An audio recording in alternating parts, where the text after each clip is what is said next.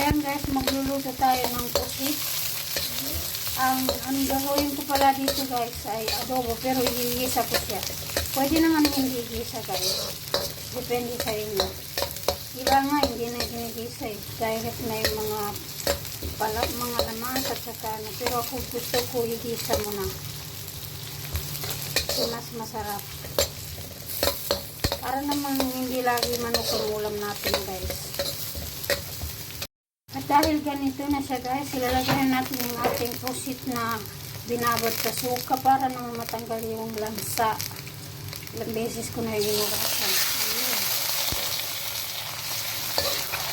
Yung hindi masyado malaki na pusit. Ayoko naman yung masyado malaki kasi parang hindi siya para sa akin makunat. Nakikita niyo guys, walang itim dahil tinanggal ko yung itim. Hindi kasi ako makakain ng pusit pag may itim ako makikita. Parang yung pinta ba ang color. Hindi ko yan makain guys. Pero dito, tingnan nyo, tinanggal ko lahat ng itim. Ayan guys, lalagyan na natin ng black pepper. Tingnan nyo guys, hindi ko man nilagyan ng tubig, pero nagtubig. Pero okay lang yan kasi para namang maluto na siya. Lalagyan ko siya ng toyo at saka vinegar mamaya. Lagyan ko muna siya ng black pepper. Itong black pepper, konti lang. Tapos, yung paprika powder, option lang naman yan. Mahilig lang talaga ako sa mayroong paprika. Hindi naman kailangan lagyan ng paprika powder yung adobo. Pero dahil ako lang naman kumakain, gusto ko ilagay yung gusto ko kainin, di ba? So, kita niyo guys, so yung sabaw niya hindi itim, di ba? Hindi ko pa nalagyan ng toyo yan, nagtubig na.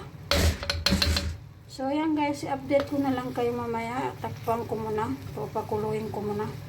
Dahil ganito na siya guys, maglalagay na tayo ng toyo at saka vinegar para naman maging black na siya. Okay lang maging black, pero toyo, hindi yung tinay ng ng pusitang nakikita ko dito.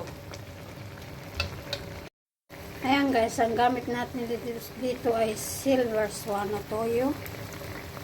Ayoko masyado maraming toyo kasi nilagyan ko na po yan ng Maggi cubes kasi ayoko gumamit na magic sarap at saka Ajinomoto para merong pangpalasa.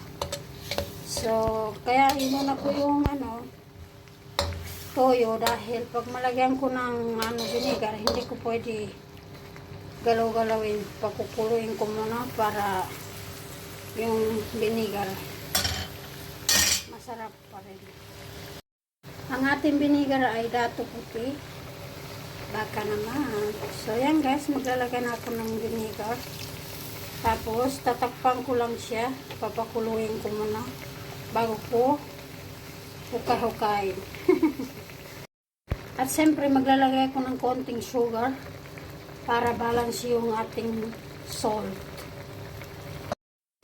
At siyempre maglalagay ko konting oil. Konti lang. O diba? Para makumpleto na yung ating niluluto. Ayan. Pwede na natin hukayin kasi napakuluan na natin yung vinegar. Ayan. So guys, ito na po yung ating adobo na pusit. Tingnan nyo, hindi siya maitim. Yung itim na yan, toyo lang yan. Tapos, ito, kanin. Meron akong pickle na dito. Yung lemon ba? Lemon na pickle.